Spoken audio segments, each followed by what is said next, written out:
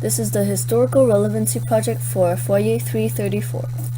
A group consists of Alexandra Mokanou, Diane Umenik, Naya Mokbel, and Sonia Liu. Our topic is Gender Roles Within I Am Legend. First of all, before the war, women had the traditional role of being housewives and mothers. They had to create a family unit and hold the family together while supporting the men. During the war, though, this image changed. They had obtained a stronger, sexier woman. However, when men returned, they were pushed back to their old, more feminine, weaker role.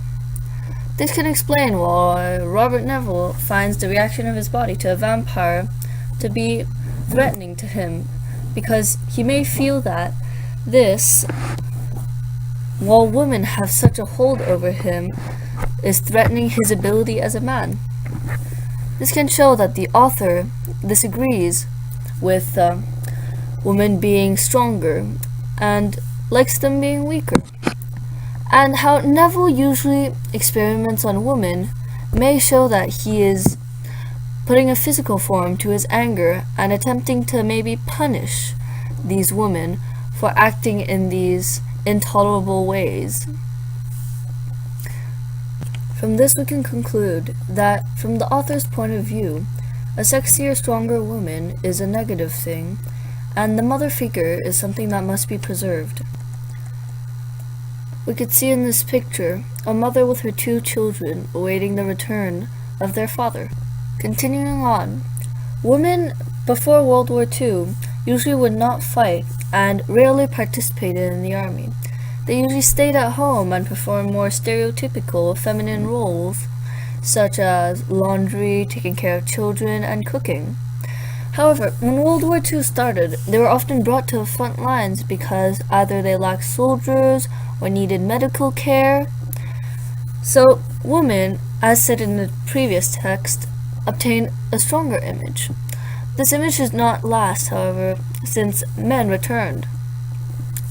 They put them where men believed they belonged. We can connect this to I Am Legend because vampires hunt together. However, when they feel the need to kill someone, it's usually a female vampire, which is why Neville found so many female corpses in the morning. Well, this can also show that the author believes that the power attributed to men is something that's supposed to be.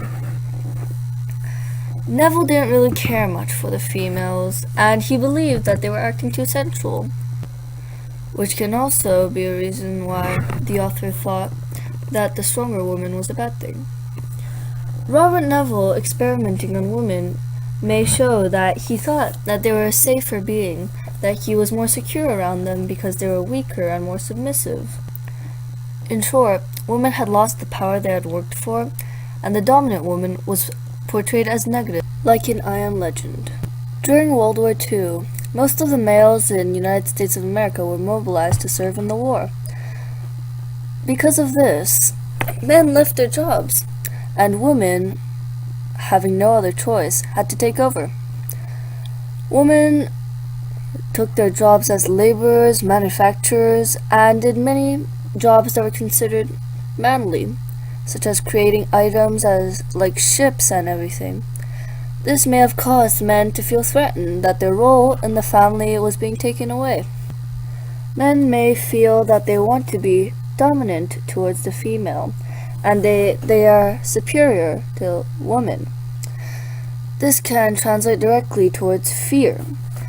This may have created a fear towards women, and we know that vampires are affected by their psychological thoughts from before they died.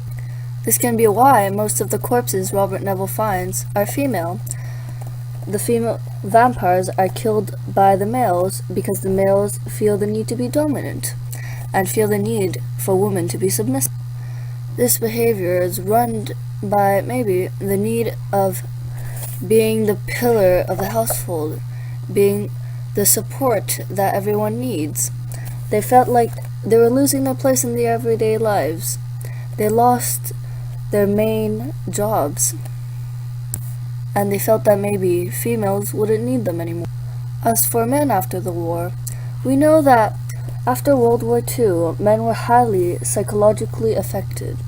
They had seen much death and killing, and they had done much of it themselves.